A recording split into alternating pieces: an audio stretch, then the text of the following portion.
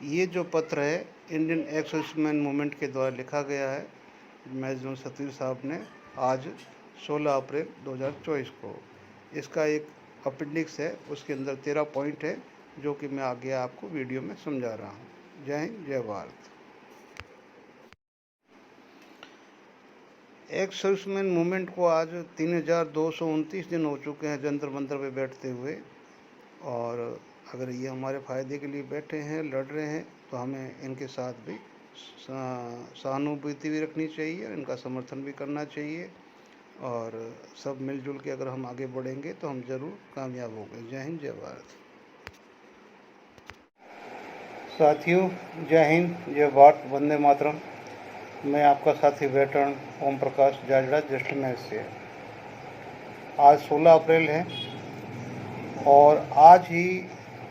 X serviceman movement के chairman और United Front of ex serviceman के advisor major general Satvir Singh साहब ने प्रधानमंत्री जी को एक 13 सूत्री मांग का चिट्ठी लिखा है। हालांकि अभी चुनाव चल रहे हैं, आचार संहिता लगी हुई है, और ये चिट्ठी कितनी कारगर साबित होगी ये तो मैं नहीं कह सकता, लेकिन इसमें 13 सूत्री मांगें या तो 13 एक मुद्दे जो उठाए गए हैं, जो मैं मुख्य शॉर्टकट में आपको बताने जा रहा हूँ। सबसे पहले तो उन्होंने बताया कि भी जो ओआरओपी गवर्नमेंट ने दिया है, ये जो लेटर जो 17 फरवरी, 26 फरवरी और 2 दिसंबर 2014 में जो इसकी परिभाषा दी गई थी, इसके अनुसार क्यों नहीं दी गई। यानी कि इसके अंदर जो परिभाषा दी गई है इस चिट्ठी के अंदर, जो 2014 में ये 3 डेटों के अंदर जो गवर्नमेंट ऑफ इंडिया की लेटर है, तो उसके अनुसार नहीं है। और जो परिभाषा कोश्यारी कमेटी में के जो कि 19 दिसंबर 11 को जो कमेटी बैठी थी, उसमें भी गवर्नमेंट ऑफ इंडिया ने 26 अपने फरवरी 14 को सब मंजूरी दे दी गई थी, और उस परिभाषा के अनुसार भी ये है जो ओआरओपी नहीं दी गई। और उस परिभाषा को इन्होंने मतलब 7 नवंबर 2015 को एक नई पॉलिसी निकाल के चेंज कर दिया, जो कि हमारे ओआरओपी 2 के अंदर बहुत घातक सिद्ध हुआ। हमारी कोश्यारी कमेटी की जो सिफारिशें थी, जो परिभाषा थी, उसको 2015 में अमेंड कर दिया। उसके बाद उन्होंने बताया कि 7.8 लाख जो हमारी एक्स सर्विसमैन की रिजर्व वैकेंसी होती है, जो कि हमारा सेकंड कैरियर होता है, उस कैरियर के लिए भी मुश्किल से 10% भी ये है जो वैकेंसी भरते नहीं है, और वो हमेशा खाली रहती है। जो कि हमारा सेकंड कैरियर है, उनको भी टाइमली भरा जाना चाहिए और लोगों को लाभ देना चाहिए। फिर ये बोलते हैं कि जो जेसीयू को ऑनररी मिलती है, उसका जो क्राइटेरिया होता है, वो क्राइटेरिया सर्विस का हो चाहे पेंशन का हो, वो एक ही होता है। आप जिसको सर्विस में ऑनररी देते हैं, उसी क्राइटेरिया के ऊपर आप आफ्टर रिटायरमेंट में भी वही क्राइटेरिया लेके उसको ऑनररी देते हैं। तो जो आफ्टर रिटायरमेंट जो आते हैं उनको ऑनररी मिलती है, उनको फाइनेंशियली बेनिफिट क्यों नहीं है, उस बेनिफिट को भी देना चाहिए। 5वां ये लिखते हैं कि जो कि जेसीयू की जो पेंशन का जो कैलकुलेशन किया जाता है, तो जो कि पहले 17 जनवरी 2013 को जो पॉलिसी बनी थी, उस पॉलिसी के अंदर नॉशनल मैक्सिमम लेने की बात थी, ठीक है ना। तो उसको पूरे कोई ध्वस्त करते हुए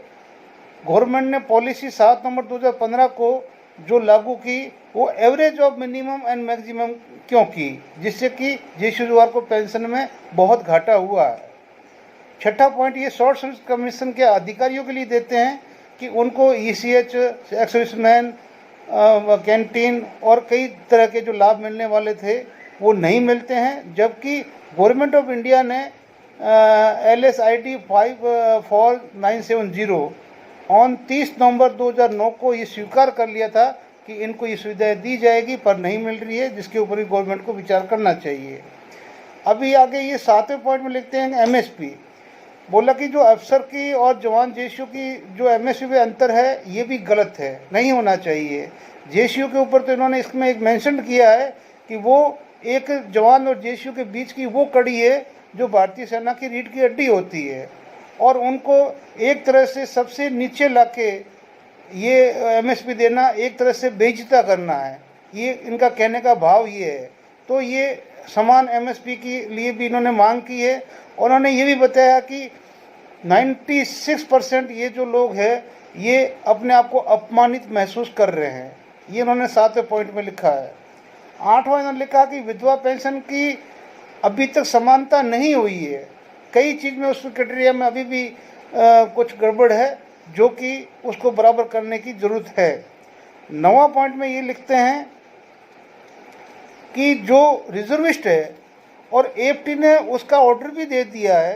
कि रिजर्विस्ट को भी 2/3 पेंशन सिपाही की होगी, वो मिलेगी। तो जब इस फैसले के बाद में उसकी 11,420 पेंशन हुई थी, जो कि रिलीज़ नहीं की गई अभी तक,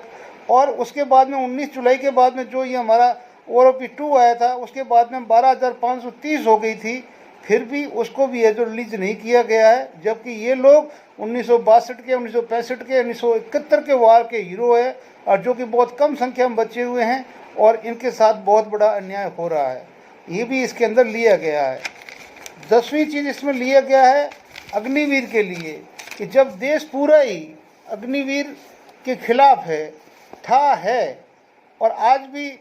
अग्निवीर को मतलब वो समर्थन नहीं मिल रहा है, तो सरकार ज़बरदस्ती फौज को कमज़ोर करने के लिए ये पॉलिसी को क्यों लागू किए हुए हैं, इसको क्यों नहीं हटा रही है। 12वां पॉइंट ये ले रहे हैं, बहुत ही अच्छा है, कि जो कि विधवा पेंशन के साथ में एक, जैसे कि किसी भी डिसेबिलिटी पेंशन साथ मिलती है, तो विधवा पेंशन जैसे ही आदमी की मृत्यु हो जाती है तो वो डिसेबिलिटी पेंशन को माइनस कर देते हैं, जिससे कि विधवाओं की पेंशन कम हो जाती है। यानी कि अगर एक जवान का पेंशन और प्लस डिसेबिलिटी के साथ में बनी हुई है, तो उसके मरने के बाद में भी उसकी वाइफ को भी वो पेंशन बराबर मिलती रहनी चाहिए, न कि उसको माइनस करना चाहिए, जिससे कि उसका पेंशन कम हो जाता है।